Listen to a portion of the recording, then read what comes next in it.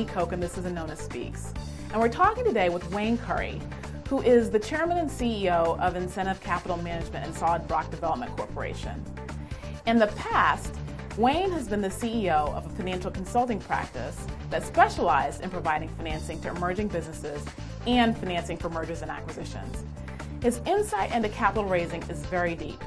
It includes numerous business ownership experiences, including financial planning, industrial park development, and venture capital financing of new inventions. And in fact, the reason why we're talking to him today is that in the past, he's been the president of 47 companies involved in these various enterprises.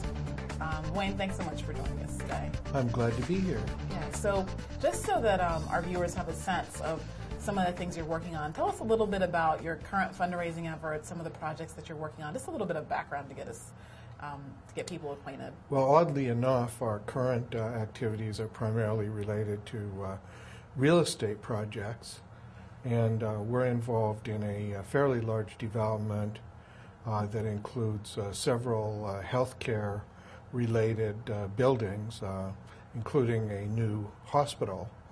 And we expect the total fundraising for the first stage of the project, which is around 30 acres of raw land built out to somewhere around 400,000 square feet of new construction, is probably about $275 million. Wow. Yeah. Wow.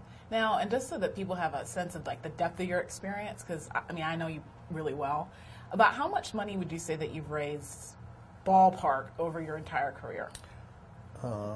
I would judge it's probably in the 75 million to 80 million level. Wow. Yeah. Great. Great.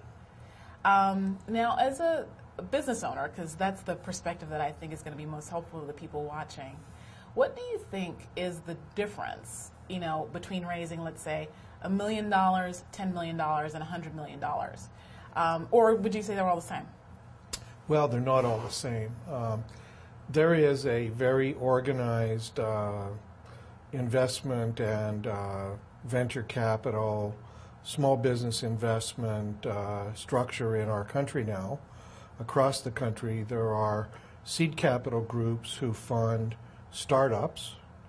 Someone has an idea, they don't have any revenue, they're trying to turn the idea into a business, and they're looking for investors.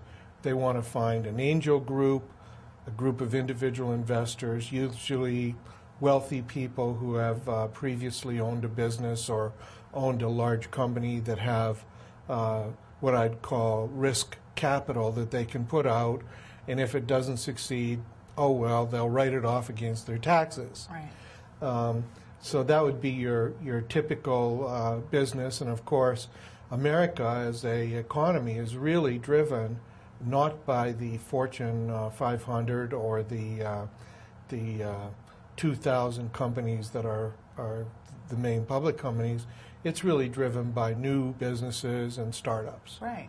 And so the invention level and the creativity of the American consumer and the American highly educated population, I think maybe we're now up to maybe half of our children have college degrees of some sort or a technical degree, know how to do something really well, and maybe they have a grain of an idea about how to change how something is done, or a new idea like Google came along when there were search engines. A bunch of students at the colleges out west, I think it was Stanford, figured out a better way to look for stuff on the internet, and they were close to Silicon Valley, and so they took their deal to some venture capitalists who were just down the street from them. Stanford is pretty close to Silicon Valley, and they found through networking very quickly some seed capital investors that allowed them to contingently work on their expertise on how do you look for things online, and eventually those people led them to the big Wall Street firms who then took them public, and of course it's history in the last 3 or 4 years in the face of a disaster of overpricing on Wall Street with internet companies. Google comes along when Yahoo was there first, and some of the other ones, MSN was certainly there first. They come along with a search engine, blow everybody away. Right. So that's invention and creativity. That's what it's all about. So that's like the $1 million kind of level, right? Well, that's like the $1 billion level. Well, but they started at the 1 million right. by inventing something in their laboratory at school, right. and then taking it down the street to some guys that know, okay, here's an early stage electronic media information technology deal, and they could identify how big it could be if they could scoop everybody else right. and be the place to go right. to search on the internet. So Wayne, tell us a little bit about, for the deals that you've been working on yourself, how did you think about determining whether or not you should go after equity or debt or actually just the overall structure of the deal? How did you think about those things? Well, basically,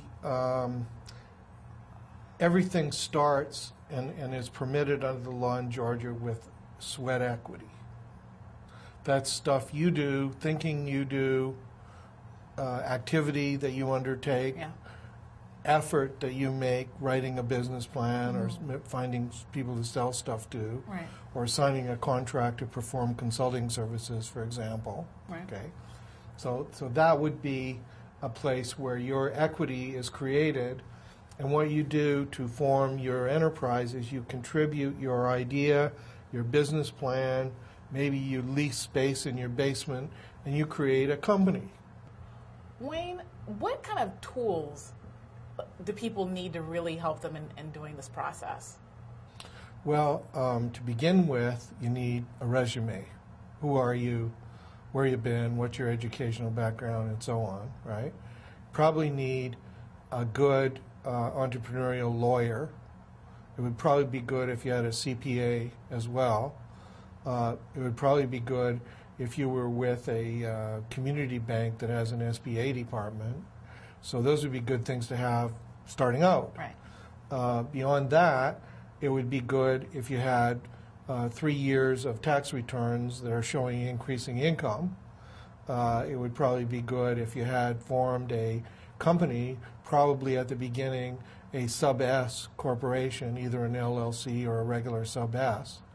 And it would be good if you had a business plan. And if you don't have a business plan or you don't know how to get one, do not use one of these online, find it on the thing business plans, because you're going to come to questions that are going to blow you away and you're done and you never do it. Right. And so get a business plan writer or get a management consultant or something to help you do that. Wonderful. Wayne, what would you say was